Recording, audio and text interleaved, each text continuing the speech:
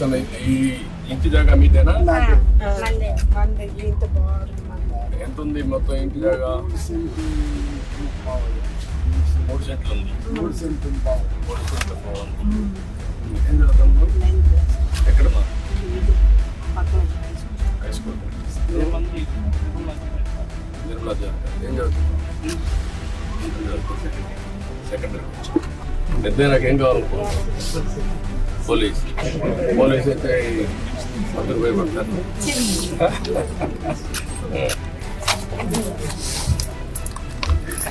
నువ్వేం కావాలనుకున్నావు? లాయర్ కావాలనుకున్నావు. మీ అమ్మ చెప్పిందా నీకే ఆలోచన? బాగా చదువుకుంటావా?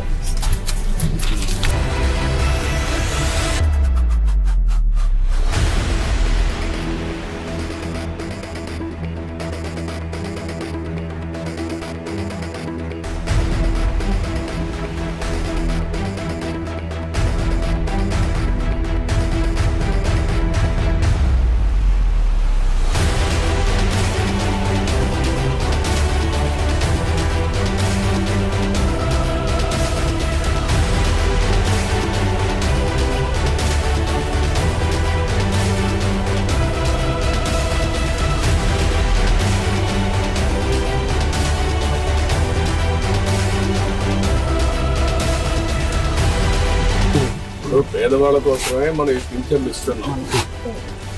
అదే మరిగా సరే మీకు ఇల్లు లేదు, ఇల్లు కట్టేయమంటాం. ఇప్పుడు ఇల్లు కూడా ఒకటి శాంక్షన్ చేస్తున్నారు, ఇక్కడ కట్టిస్తారు. ఇప్పుడు ఇది తీసుకోండమ్మా. మీరు సిఆర్డిఏ మీరు కలిసి ఏరియాలో ఉండేవాళ్ళకి ఇల్లు ఇలాంటి వాళ్ళకి కొంతమంది కట్టుకోలే వాళ్ళు కట్టిస్తాం.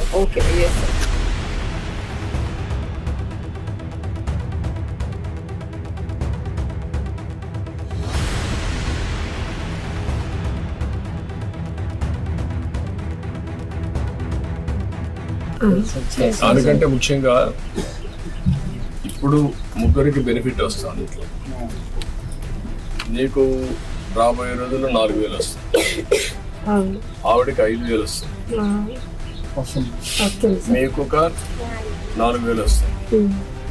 4, 4, 8 + 5 13,000 వస్తుంది. 13,000 వచ్చినప్పుడు మీరు కొద్దిగా సంపాదించుకుంటారు. వీళ్ళిద్దరిని చదివించుకొని వాళ్ళ చదువుకు అవన్నీ ఏం చేయాలో అవన్నీ చేస్తూ ఉంటారు గవర్నమెంట్. కానీ 10 రూపాయలు సంపాదించుకునే మార్గం ఎందుకు ఆలోచించకూడదు? మీరు ఇంకా డబ్బులు సంపాదించే మార్గం ఏంటి? నేను అన్ని ఆలోచిస్తున్నా. పేదరికం లేని సమాజం అంటే ప్రతి ఒక్కరికి కూడా కనీస ఆదాయం సంపాదించే మార్గం మీకు చూపించాలని నేను ఆలోచన. లేకపోతే మీ జీవితంలో ఇదే మరికి పుడతారు, ఇదే మరి చనిపోతారు. ఈ పిల్లలు కూడా ఇప్పుడు చదువుకుంటున్నారు కనీసం, లేకపోతే వాళ్ళు కూడా చదువుకోరు. చదువుకోకుండా కూలి పని పోతారు, దాంతో మీ మరి వాళ్ళు ఉండిపోతారు. ఇప్పుడు గవర్నమెంట్ ఇచ్చే సహాయం ఇస్తూనే మీరు 10 రూపాయలు అదనంగా సంపాదించుకొని ఖర్చు తగ్గించుకొని భవిష్యత్తుకు కూడా ఒక భరోసా ఉండేట్టుగా ఆలోచించాను. సరేనా? ఇల్లు ఇమీడియట్గా ఇచ్చేస్తాను. నేను చెప్పాను కదా, అయిపోతుంది. మీరు ఎమ్మెల్యే ఉన్నాడు, మీకు ఇక్కడ మంచి ఎమ్మెల్యే. లేండి మళ్ళీ దాపని చేయకూడదు.